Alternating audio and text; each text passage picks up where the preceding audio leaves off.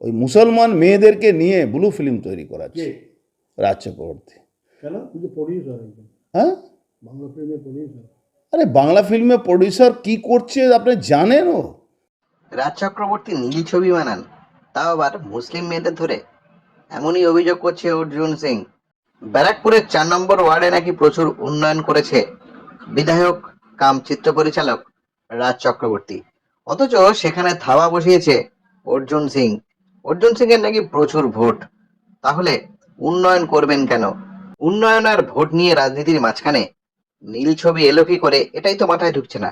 সেটাই আমি জানতে চাইছি, এটাই আমি বুঝতে চাইছি। এত পরিষেবা, এত মানুষের পাশে থাকা, মানুষের সাথে থাকা, এবং আগেকার ব্যারাকপুরের থেকে এখনকার ব্যারাকপুরের যে ডেভেলপমেন্ট সব দিক থেকে সব রকমভাবে, তাহলেও কেন 4 নম্বর ওয়ার্ডে আমি দেখলাম ব্যারাকপুরের সব থেকে খারাপ রেজাল্ট, যদি ওয়ান অফ দ্য খারাপ রেজাল্ট হয়ে থাকে 20 নম্বরের পরে, তাহলে 4 নম্বরে, যেটা হওয়ার কথা নয় আর কি। তার মানে এখানে 4 নম্বরের মানুষজন কি চাইছে বিজেপি আসুক? মানুষজন কি চাইছে এখানে অর্জুন সিংয়ের মতো মানুষেরা এখানে লিডার তৈরি হোক, এখানকার ওদের লোকেরা এখানে মানে অরাজকতা সৃষ্টি করুক? সেটা যে চাই, এটা জানতে চাইছিলাম আমি। ক্ষোভও করে দিলাম না, জাস্ট জানা। এখানে তো একটা নাগরিক সভা হচ্ছে, ওরা আমাদের কথা, ওদের কথা বলবে, আমি আমার কথা বলবো, সেটাই স্বাভাবিক। আমি বুঝতে চাইছি অ্যাকচুয়ালি ব্যারাকপুর খুব সেন্সিটিভ একটা জায়গা। এখানকার মানুষজন খুব ইমোশনাল, খুব কি বলবো, এখানকার মানুষজন খুব বুদ্ধিসম্পন্ন। সো আমি বুঝতে চাইছি যে এখানকার মানুষজন, ব্যারাকপুরের মানুষজন বিজেপিকে ভোট দিয়ে কি বোঝাতে চাইছে, মানে 4 নম্বরে বিশেষ করে, সবাই নয় অবভিয়াসলি, ব্যারাকপুরের সব মানুষজন বিজেপিকে পছন্দ করে, কিন্তু 4 নম্বরে আমি দেখলাম একটা অদ্ভুত পরিবর্তন হয়েছে 2024-এ। সেটা কেন, তার পেছনে কারণটা কি, সেটাই বিশ্লেষণ করার চেষ্টা করছি আর কি। মানে এখানকার লোকেরা বেশি অর্জুন সিংকে পছন্দ করে, এই ওয়ার্ডের লোকেরা, সেটা আমার মনে হয়েছে। তাই মানে আমি পরিষেবা পাচ্ছি, পরিষেবা নিচ্ছি, সবই করছি, কিন্তু আই লাভ অর্জুন সিং। এটা 4 নম্বরে লো হতে পারে, তাহলে অর্জুন সিংয়ের এখানে একটা অফিস বানিয়ে দেবো আর কি। 4 নম্বর ওয়ার্ডে আপনি শুরু করলেন ব্যারাকপুর পৌরসভায়, হ্যাঁ, কেমন রেসপন্স? ভালো রেসপন্স। দেখো এখানে প্রচুর কাজ হয়েছে, দুই একটা ছোটোখাটো ড্রেন বা এইসব নিয়ে বলা হয়েছে, সেগুলো আমরা সঙ্গে করে দেবো, নোট করে নিয়েছি। জিআরআর রোড নিয়ে আমি বলি আপনাদেরকে, অলরেডি জিআরআর রোডের টেন্ডার হয়ে গেছে, কাজ হয়তো 5 থেকে 7 দিনের মধ্যে শুরু হয়ে যাবে, জিআরআর রোডও হয়ে যাবে।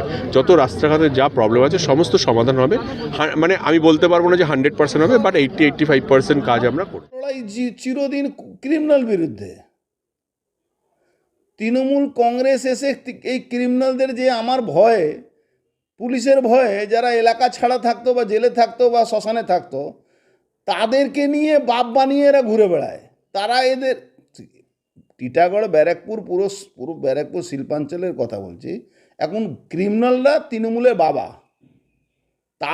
তারা এখন পার্টিকে চালাচ্ছে, তারা কাউন্সিলর হয়ে গেছে, তারা চেয়ারম্যান হয়ে গেছে।